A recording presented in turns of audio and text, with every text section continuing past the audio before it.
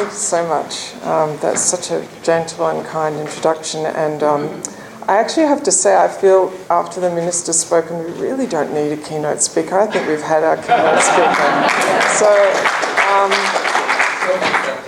it's wonderful to have leaders and mentors and a woman guiding us in this state. I just have to say that straight up before I say anything else. It's a real honour, and I feel very privileged to be here as your guest.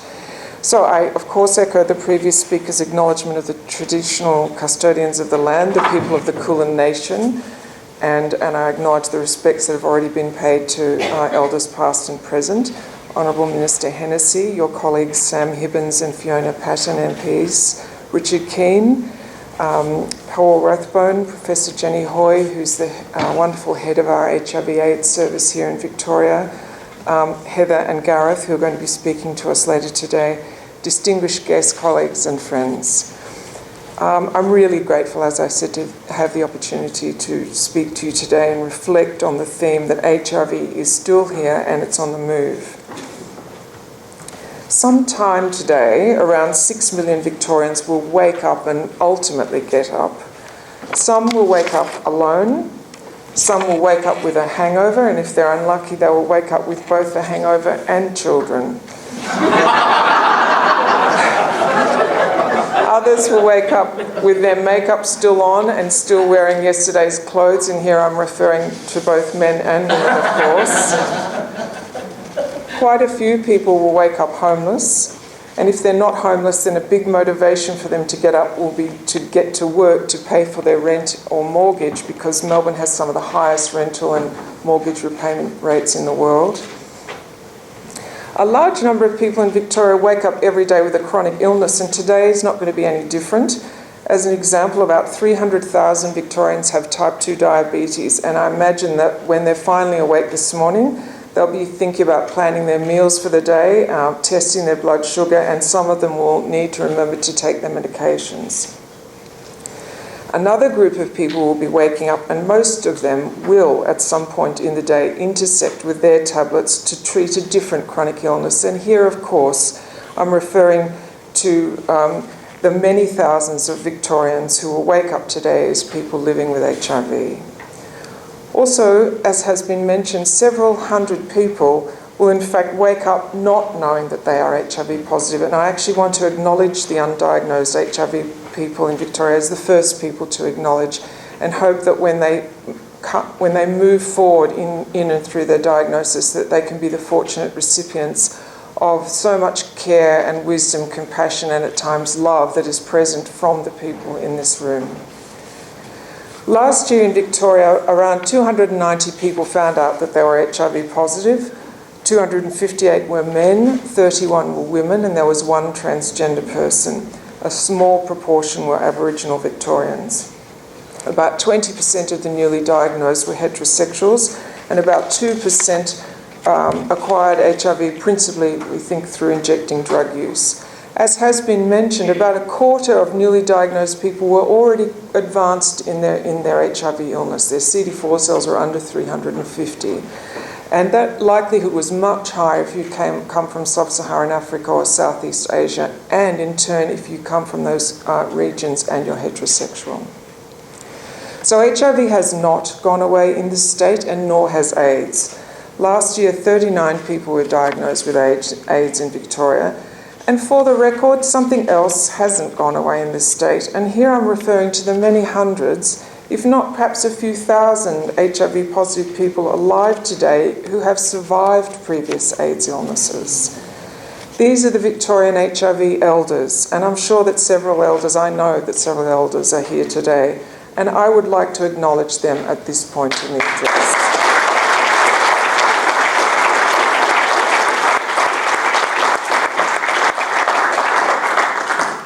I would also like to acknowledge all the people whom we are now without, people who suffered and died from AIDS and other HIV-related diseases since HIV first arrived in the southern Antipodes right down here in Victoria.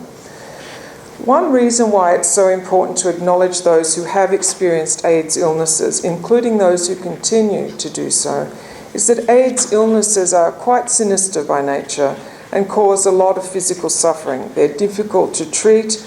They're prone to relapse without preventive therapy, without antiretroviral therapy. They have high morbidity and mortality rates.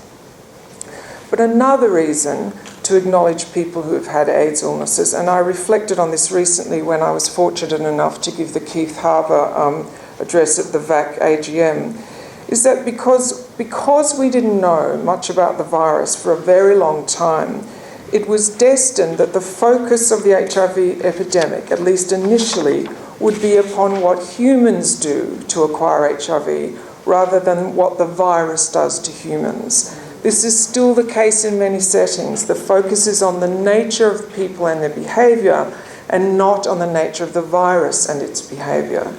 Therefore, AIDS illnesses have become the stigmata of people whose behaviour, lifestyle choices or socioeconomic circumstances are unacceptable to wider societies and religions and governments. AIDS illnesses have served and I think still serve as symbolic punishments for being other. And so people suffer doubly from AIDS through the experience of the physical illness itself and through the infliction of societal shaming. If you'd woken up as an HIV-positive person in 1986 instead of 2016, you would probably not have been getting up to go to work, at least not with any ease. Maybe you were just out of hospital with PCP. You might have been trying to find the energy and the courage to tell your family about your diagnosis, or you might have still been in denial about your HIV. The tablets you would be taking would have been antifungals and antibiotics, anti-nausea agents, some acyclovir for genital herpes. You would not have been taking antiretroviral agents. You would have had to wait till July 1996 when the AIDS conference in Vancouver heralded the wonderful findings that using 3 antiretroviral drugs reduced AIDS death and hospitalisation rates. This was the beginning of the highly active antiretroviral era, the HAART era, as many of you of course know.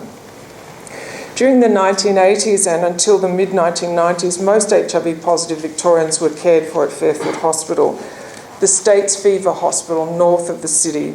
It opened in 1904 and was the refuge for the sick and the undesirable, hence it was the natural destination for people living with AIDS and HIV. Fairfield Hospital closed in 1996 and the Victorian HIV AIDS service moved here to the Alfred Hospital, and Fairfield Hospital's wonderful culture of care that evolved from fantastic clinicians and researchers like Jenny Hoy, Suzanne Crowe, Anne Mitch, Ron Lucas, and the scientists at Macfarlane Burnet and Vigil. That culture of care travelled down Punt Road, arrived here intact, and has remained here since. Despite the heady success of HAART regimens being able to restore health, it was not until the 2000s that we had better tolerated antiretrovirals. Prior to that, HAART treatments combined with the effects of HIV itself were associated with conditions including peripheral neuropathy, lipodystrophy, osteoporosis, frailty, cardiovascular disease, and many people still live today with HIV, and several of these aforementioned comorbidities and all the attendant medications that they must take with them. And today is a really important opportunity to acknowledge these incredibly resilient people living with long-term HIV and non-AIDS comorbidities, often doing so supported only by a disability support pension. Fortunately, we've seen the gradual refinement of antiretroviral therapy such that in 2016, it's recommended that individuals newly diagnosed with HIV commence treatment immediately. There is very strong scientific evidence to underpin this recommendation. Treatment may take the form of a single daily pill with a very low toxicity profile, but a very high potency profile. And here I'm going to draw again upon my recent address at VAC's AGM, thinking around pills, and say that pills can do a lot of things. It's possible to be cured by a pill, but not to be healed by it. And this is a somewhat contentious thing to say, because although a cure for HIV is very likely to come, it may not arrive during some of our lifetimes, in which case some people may feel that they lost out, that they missed out on the cure. But until a cure comes, I think it's worthwhile reflecting what difference would a cure make to me as an HIV-positive person or as a person affected by HIV. The reason I mention this is because a cure may not lead to a person being healed. They may still suffer physically, psychologically, or emotionally from the effects of their HIV journey. So I think that it would be a mistake to rely on a cure in whatever form it takes to fully heal us. And I think we can begin that healing work now before a cure or a remission arrives. To end this address, I would like to say that when we wake up on these cool summer days, it's incredible. It's possible to turn our thoughts to the many thousands of people who are taking HIV antiretroviral therapy in this state, thus ensuring their own health and the health of others, as you've heard, through treatment as prevention, where they're essentially non-infectious. We can think in our mornings, if we like, we can think upon how the 2,500 Victorians are feeling this morning as they wake up to take their daily HIV PrEP tablet to give them additional protection against HIV. We can warm to the thought that perhaps the early signals are true, that HIV-positive MSM are feeling less stigmatised by HIV-negative MSM because the latter are using PrEP and understanding more about how treatment as prevention works.